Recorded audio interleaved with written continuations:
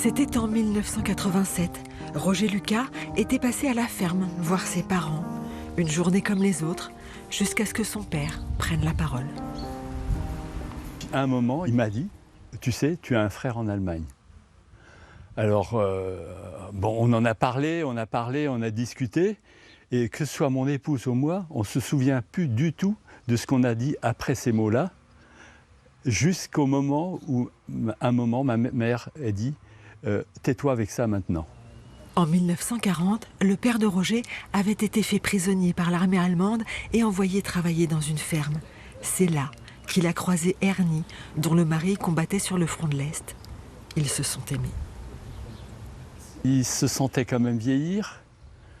C'était certainement un poids pour lui.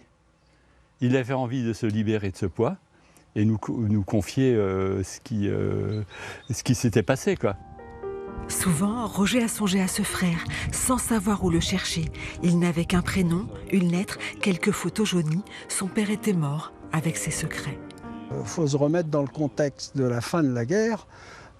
C'était très mal vu d'avoir eu une affaire comme ça. Et puis en plus, avoir un enfant avec un ennemi, ça c'était irrémédiable. Roger a donc confié son histoire à Cœurs sans frontières. Hubert Lenéon a mené l'enquête et un jour enfin, il a trouvé la trace de ce bébé. Et dès que je le vois sortir de sa voiture, là, il n'y a pas à hésiter. Je me suis dit, c'est vraiment le demi-frère de Roger, mais il ressemblait tellement à son père qu'aucun doute n'était possible. Dans le village de Rainer, beaucoup savaient, mais pas lui. Il me disait, quand je regardais les photos de famille, il y avait 4 grands blonds, et moi j'étais un petit brun. Parmi eux, je me disais, il y a une anomalie.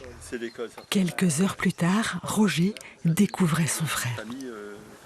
Ça, c'est la première fois où j'ai rencontré Rainer. C'était par Skype. Ça a été un moment, mais émouvant. J'en ai pleuré. C'est comme si c'était une naissance, quoi, un nouvel arrivant dans la famille, quoi. Depuis, Rainer est décédé, mais ses enfants viennent régulièrement en Bretagne. Ils appellent Roger tonton.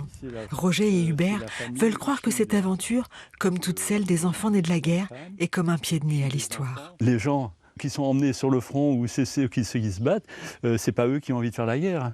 Ils ont plutôt envie d'aimer ou de... Voilà. Puis c'est comme ça que ça arrivé.